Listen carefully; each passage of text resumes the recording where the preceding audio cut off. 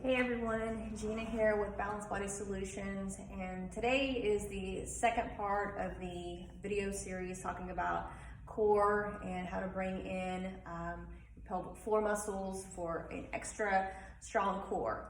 So last time we talked a lot about just breathing and getting expansion 360, so we're gonna just review that part real quick before we go on to the next, just to make sure that we have everything working properly first. So let's just start first with some sniff breaths. And what I'm going to show you today is how I use the sniff breaths to actually focus on each part of the expansion. So I'm going to wrap my hands around my rib cage. So the first breath, I'm going to try to press the ribs out to the side. So it's going to look like this. And then we're going to focus on the stomach. And then the next one is the back. You won't be able to see this one real well, but I'm going to press the back part to expand that into the table.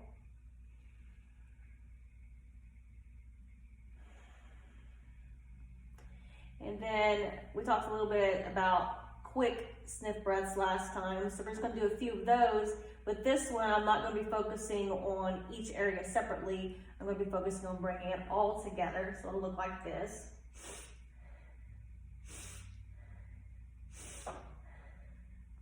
And as you can see, my stomach kind of rises. So when you're thinking about those deep breaths, another little trick is to think about a balloon. If you were trying to blow up a balloon by breathing in, that's really what you're trying to do. So if I had a balloon and I was trying to breathe in and really get that blown up, that's kind of what we're trying to feel when we're doing these big diaphragmatic breaths. So next is bringing the pelvic floor into our core. And this can actually be extremely helpful for anyone that does have incontinence issues. Unfortunately, a problem a lot of women have if they've had children and then trying to do like heavy lifting. So this will help to encourage the breath, the hold, as well as keeping the pelvic floor muscles contracted. Because when you take a deep breath in, as the abdominal cavity expands, the pressure has to go somewhere, and oftentimes as that balloon kind of expands in there, it's going to press down onto the pelvic floor. So if the pelvic floor is not strong, it's unfortunately going to push the pelvic floor down too far and can cause problems. So we're looking to encourage that pelvic floor to stay nice and stable. So as I'm taking my breaths in, I'm going to squeeze that pelvic floor at the same time. So for those of you that may not be understanding what the pelvic floor squeeze is going to be, it's going to be the same muscles you would use to stop urinating. So if you're going and you're trying to stop it, those will be the muscles you're trying to contract here. So as I breathe in, I'll squeeze pelvic floor and then relax. So we'll do 5 of those. And out.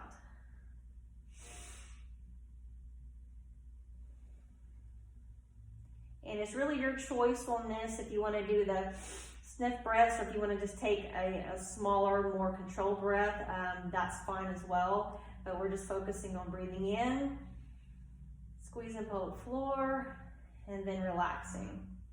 After you feel like you have that part down pretty well, we're going to contract the pelvic floor first. So we're going to go ahead and squeeze. So I'm going to squeeze right now. Then I'm going to take a breath in and let it back out, but I'm not releasing my pelvic floor. So we're going to do 5 breaths that way. So let's do another 4. And out. So far I've kept my pelvic floor contracted the whole time. And out. And out. And on that one, I felt just a little bit of kind of a quiver. My pelvic floor wasn't wanting to hold quite as tight. So it's okay to stop if you need to for a moment and then reset. So we'll do the last one. Got a good squeeze. And breathe out. So that is it for this second part of the series.